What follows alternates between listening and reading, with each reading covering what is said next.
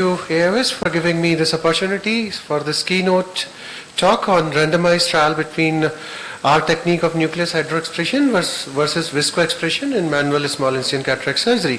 So cataract surgery has come a long way from ACC to M6, phaco and now flax, and robotic surgeries are there, and all surgical these procedures, they have some or the other complication rate, and the goal and challenge for the ophthalmic surgeon is to minimize all these complications, and all these cataract surgeries are associated with some endothelial cell loss because this endothelial cell cannot regenerate in phaco 8 to 25% in different literature, and M6 it's 4 to 16%.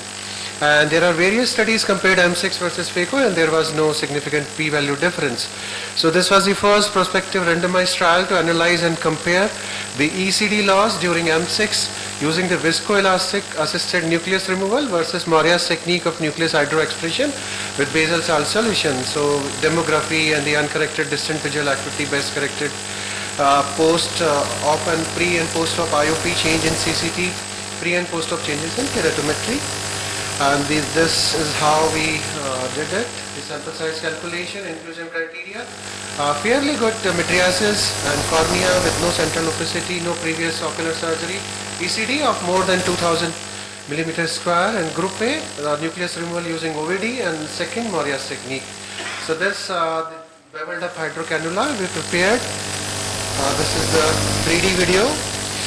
So you can see there are 3 openings in it. So these are the few videos for the better understanding. It's a cataracta nigra. So first, making a large axis and prolapsing it into the anterior chamber. Positive pressure to the side port, and using the viscoelastic, it comes out. And this is using the our innovation. So after prolapsing this large nucleus, this cannulas, it also helps in levitating this nucleus, and the nucleus comes out. So these were the results. No significant age difference in both the groups, visual acuity in both the groups, significant p-value, and the IOP. So this was a new finding in our study. We all know that after doing muscular lens extraction or even after cataract, using the phaco in the angle closure, there is a IOP reduction. But in SICS there was no such study. So in our study, this was serendipitous finding that the IOP also came down between 2.7 and 7.5%.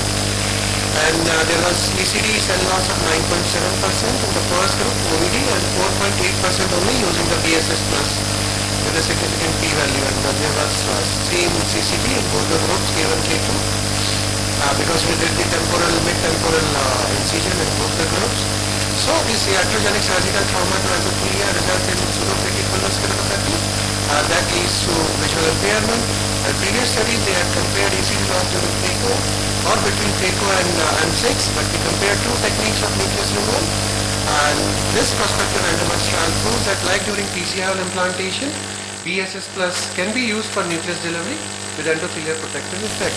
And IOP also came down up to 7 to 8% after M6. So as per our knowledge, this is the first large-scale analysis highlighting the pachymetry, IOP and endothelial cell changes during nucleus removal by 2 different nucleus removal techniques of M6. Thank you so very much. This presentation, sir, I just had one question. That before you deliver a nucleus with the BSS, do you give a protective coating to the endothelium or straight away you deliver? No, it's not needed. It's not needed. And the endothelial cell count with both techniques is same post-op. There was a significant p-value difference. It was 9.7 in the OVD group, and it was only 4.8% in the BSS plus group.